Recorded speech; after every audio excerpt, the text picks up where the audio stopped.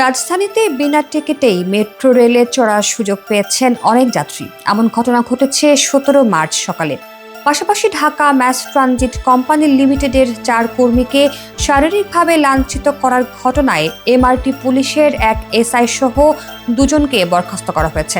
এছাড়া ঘটনা তদন্তে 3 সদস্যের কমিটিও গঠন করা হয়েছে। জানা গেছে 17 মার্চ সকাল 7:10 থেকে মেট্রো রেল চলাচল শুরু করে, কিন্তু স্টেশনে এসে উপস্থিত হলেও কাজ করছিলেন না মেট্রো রেলের স্টাফরা। ফলে সকালে ট্রেন চললেও কেউ যাত্রীদের কোনো সহযোগিতা করছিল না। এতে যাত্রীদের টিকিট পাঞ্চ না করেই অর্থাৎ বিনা টিকিটেই প্ল্যাটফর্মে যাওয়ার সুযোগ তৈরি হয়।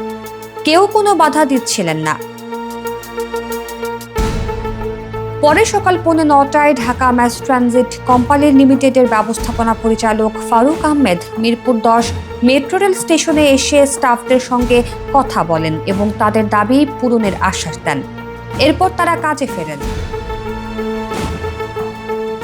এর আগে Dhaka mass rapid transit police metro রেলের 4 জন কর্মীকে মৌখিক ও শারীরিকভাবে লাঞ্ছিত করার ঘটনায় বিচারের দাবি সহ অন্যান্য দাবিতে কর্মবিরতিতে গিয়েছিলেন মেট্রো রেলের স্টাফরা। এতে এমডির আশ্বাসে কাজে ফিরেছেন। এই কর্মবিরতির সময়েই অধিকাংশ যাত্রী বিনা টিকিটেই মেট্রো রেলে চড়ার সুযোগ পান। এদিকে সকালে বিনা টিকিটে ভ্রমণ করা কয়েকজন যাত্রীর সঙ্গে কথা হলে তারা বলেন, আমাদের তো বিনা টিকিটে ভ্রমণের ইচ্ছা ছিল না। সকালে টিকিট মেশিন বন্ধ ছিল, গেট খোলা ছিল, ফলে পাঞ্চ বা টিকিট ছাড়াই আমাদের প্ল্যাটফর্মে যেতে বলা হয়। আমরা সরাসরি প্ল্যাটফর্মে গিয়ে ট্রেনে চড়ি। এতে করে সরকার অনেক টাকা রাজস্ব হারিয়েছে।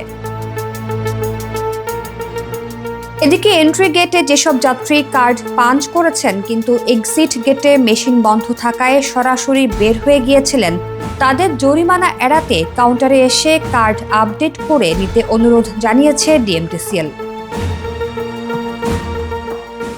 এর আগে গত 16 মার্চ বিকেলে সচিবালয় মেট্রো রেল স্টেশনে সিভিল পোশাকে 2 নারী বিনা টিকিটে মেট্রো রেল ভ্রমণ করেন। সুইং গেট দিয়ে পেইড জোন থেকে বের হয়ে যেতে চান। কর্তব্যরত সিআরএ কারণ জানতে চাইলে সংশ্লিষ্ট পুলিশ সদস্যরা তর্কে জড়ান এবং পরে কন্ট্রোল রুমে চলে যান। এরপর 2 এপিবিএন সদস্য একইভাবে সুইং গেট ব্যবহার করলে সিআরএর কাছেও কারণ জানতে চাওয়া হয়। এ সময় তারা আগের ঘটনার জেরে তর্কে লিপ্ত হন। কিছুক্ষণ পর পুলিশের আরও কয়েকজন সদস্য এসে মেট্রো রেলের কর্মীদের সঙ্গে বাক বিতণ্ডায় জড়ান। এক পর্যায়ে এক পুলিশ সদস্য রাইফেল দিয়ে এক কর্মীর কাঁধে আঘাত করেন এবং অপর এক কর্মীকে টেনে নিয়ে মারধর ও বন্দুক